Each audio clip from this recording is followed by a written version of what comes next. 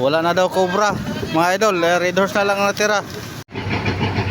Ayan, nandito tayo sa port ng banda sa port ng Cocalyong. Shout out taga Cocalyong, taga Cebu. Shout out sa lahat ng taga Bisdak. Bisdak na katulad ko. Ang ganda tingnan mga idol, oh.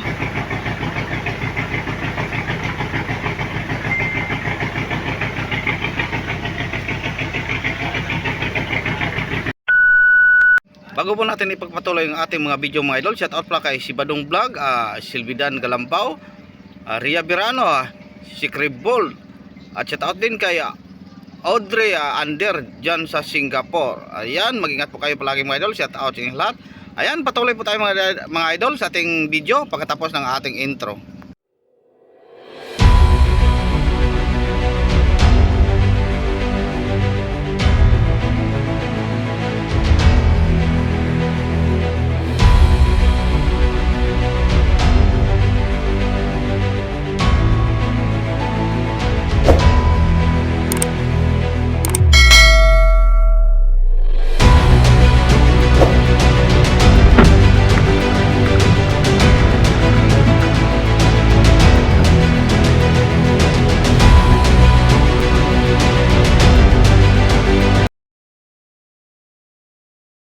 Ating oras alas 5:16 ng hapon. Ito na po mga idol, nandito na ang mga banyera. Siguro pagkatapos naming maghapunan mga alas 5, alas 6 kami po ay magsimula na sa pagdidiskarga. Dahil doon lang papakingin sa baba, ilagay sa yung 40 na cooler na plastic, ilagyan ng yelo. Tapos pagkatapos ng pag-packing daldalhin sa doon sa Pasil, doon sa Tarima, karga ng van. Dahil madaling araw po ang bintahan mga idol, mga bandang alas 2 simula na hanggang umaga. Yan, siguro mga idol uubusin to, isang trip. Mamaya malaman natin. Yan, sinampa pa nila ang mga banyera.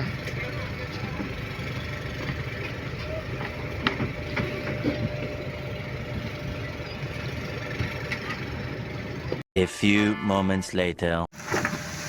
Ayan po mga idol, alas 5:50 ang ating oras.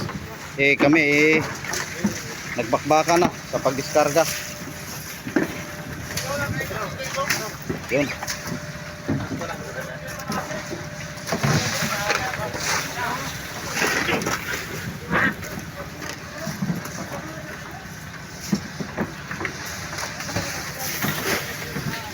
Ayan. Update ko lang tayo mga idol dahil kulang po kami ng tao dito sa taas. Dahil yung dalawang kasama namin paiwan lang sa Surigao. Yun, nagsimula na po tayo sa isang bodega mga idol, yung nilikuman. Nag-iinit kasi sila dahil excited silang makauwi na. Kaya ubusin na lang ngayon lang gabi.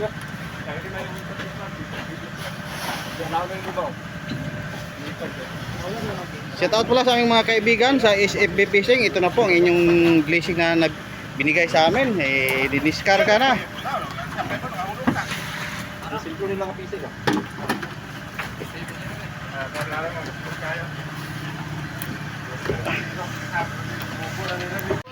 Ayun mga idol, break muna dahil kami po ay naghapunan.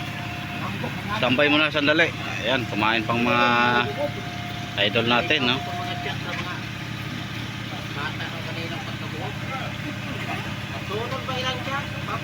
Alas 5:30 pa kasi nagsimula mga idol. Yan, hindi pa na luto lahat ang ulam kanina, kaya yan, bago kami ng hapunan naubos na yung isang bodega. Tapos ito naman nasimula na kanina na 1/4 na ang nabawas natin.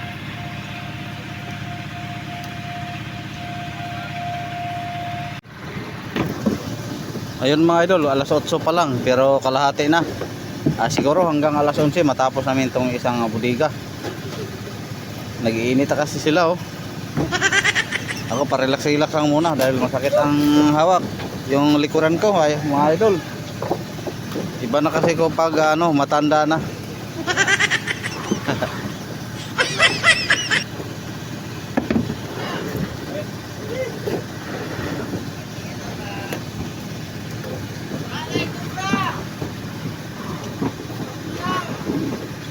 Red horse na lang. Wala na daw cobra. Mga idol, red horse na lang ang natira. 1 hour later. So ngayon mga idol, natapos po ang aming pagdiskarga. Ang oras pala natin alas 10:19 ng gabi. Ayan, maaga pong natapos mga idol. Yun, baba na lahat. Nagpacking na lang sila para i-karga sa van. Ayan, sa tabi. Doon pa ang ibang mga kasamahan namin. Kami dito tapos na. Yung mga icer tapos na rin naglinis ng bodega. At diba pahinga naman, medyo nagpainit-init ng katawan. Chat-chat ng konti ng Kulapo. Dino Kulapo, shout out sa mga Kulapo dyan. Kulapo boy.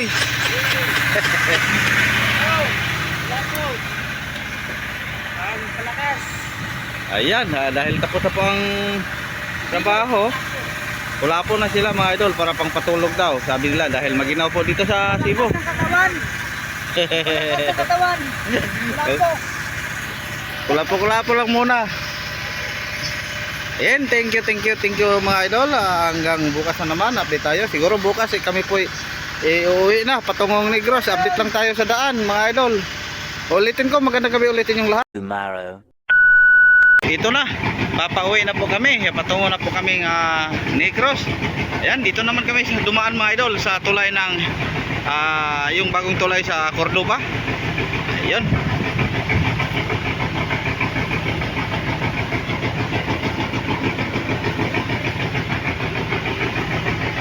Yan, malapit na po tayo. Makadaan sa tulay.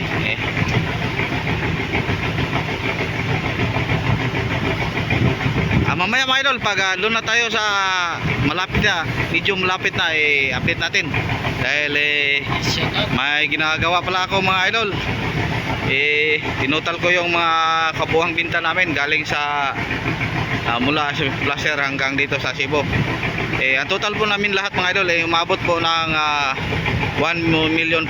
Kasama na po yung binta namin sa yung binigay na blessing sa yung nilikuman.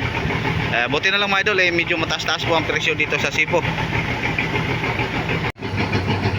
Ayan, nandito tayo sa port ng banda sa port ng Cocalyong. Shout out taga Cocalyong, taga Cebu. Shout out sa lahat ng taga Bisdak. Bisdak na katulad ko. Ayan mga idol, pasensya na po kayo. Maraming mga sinampay dahil alam niyo naman malapit na po ang December. Ilang araw na lang po.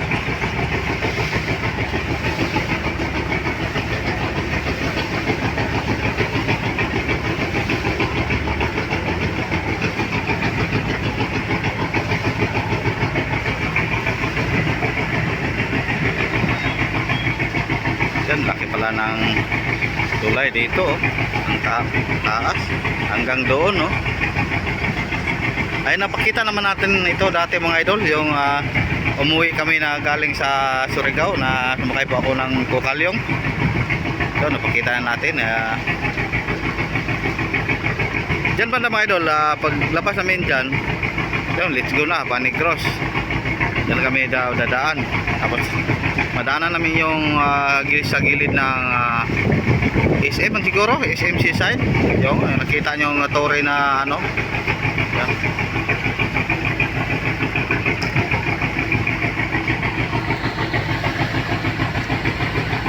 Wow!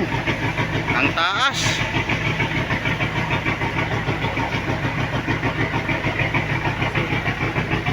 Ang ganda tingnan mga idol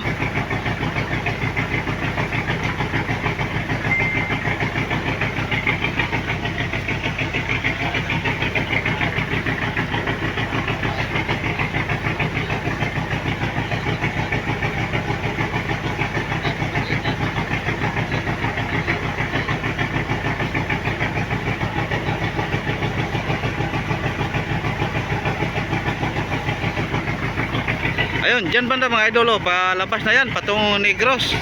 Pero lihid lang po kami sa bukid mga idol, sa sa gilid lang tayo sa tabi dumaan. Yan po ang sinasabi kong SM. May bago pala dito. Yung isang may building din mga idol, yung sentro ng ating unahan. Dati mga idol, yung unang wala pa yan, dahil isla po yan noon. Tapos tinampakan nila, ayan, nadagdagan na naman ang building. Ang dagat noon mga idol doon pa, ay ang SM, isla din yan. Ayun basta't pira ang ano mga idol ang